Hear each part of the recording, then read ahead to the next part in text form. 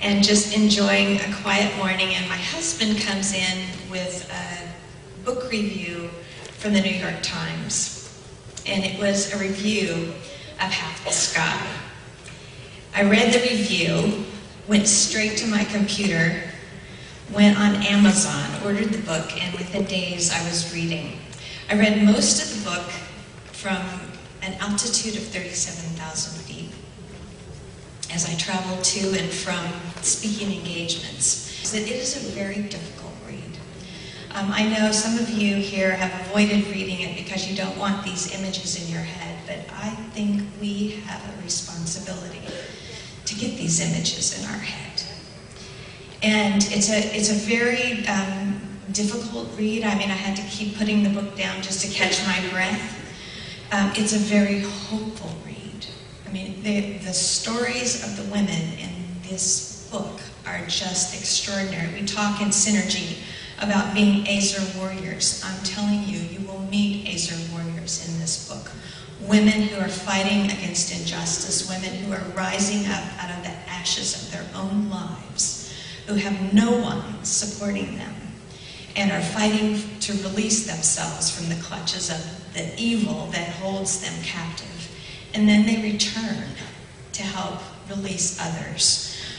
It's absolutely extraordinary to read it. And as I read, I was shocked by the things that I was seeing that are happening to women and girls in the world, and the numbers are staggering. And it's not something that's just happening out there somewhere on the globe. It's happening here in Orlando. And I was shocked by that. I was shocked by the courage of these women, especially when I think of the things that make me fearful, which are just nothing compared to what they're going through. And I was also, I have to say, that one of the things that just caught me straight between the eyes was the challenge that is raised in this book for the church.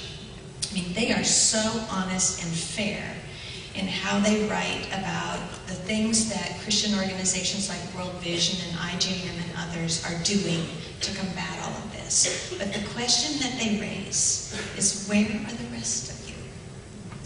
And that really got to me, and even when I finished reading the book, I couldn't get away from it.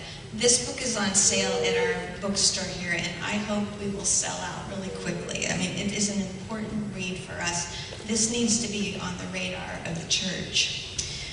It made me re-look at what is our calling as Christians. And you know, when you start to think about these things and then you read the Bible, you read about how much of the Bible is an outcry against injustice.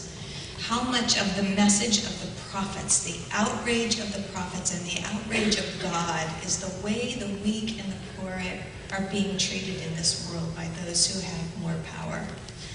You know, we read that Isaiah writes, learn to do good, seek justice, help the oppressed, defend the orphan, fight for the rights of widows.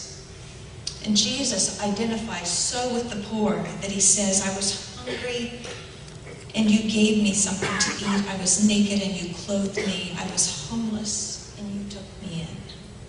That when we reach out to people who need our help, need us to help empower them to live beyond poverty and out of the awful things that they're suffering from, that we are doing this for Jesus and we are doing it to him.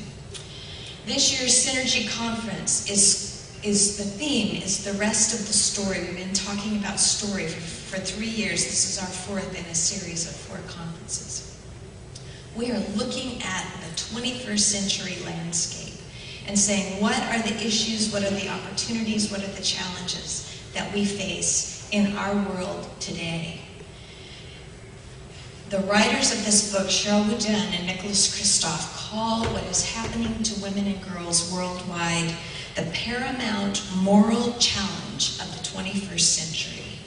And they say that it is the struggle for gender equality in the developing world. We can't talk about what is on the 21st century landscape. We can't talk about the rest of the story and not talk about this. And when they talk about gender equality, that struggle takes on new meaning when you read accounts of female genocide, the trafficking of young girls, honor killings, bride burnings, female genital mutilation, gang rapes, and forced exposure to AIDS. Equality here boils down to freedoms and opportunities that we in the West simply take for granted. Education, basic health care, legal protection against assaults, the right to make decisions for our own lives and to lead productive lives.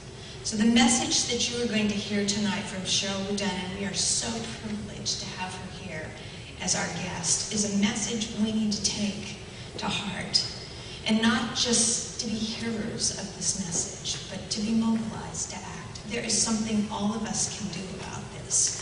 And it is, as I said, it is the agenda of the Bible, and we need to embrace that agenda.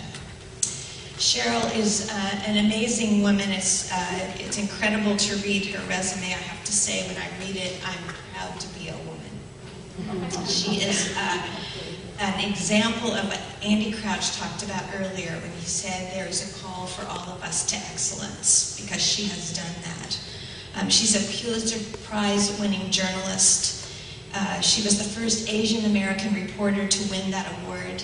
She has earned degrees from Cornell University, an MBA from Harvard Business School, and an MPA, Masters of Public Administration from Princeton and University's Woodrow Wilson School. That's just the start. She speaks Chinese and some Japanese, and she gives lectures all around the world on economic, political, and social topics related to women in the developing world, China, and emerging markets. She is a voice in the 21st century for women worldwide, and it is really exciting that the book that she and her husband have written has taken off like it has. And I want you to join me in welcoming Sheryl WuDunn. It is our privilege to have you with us today.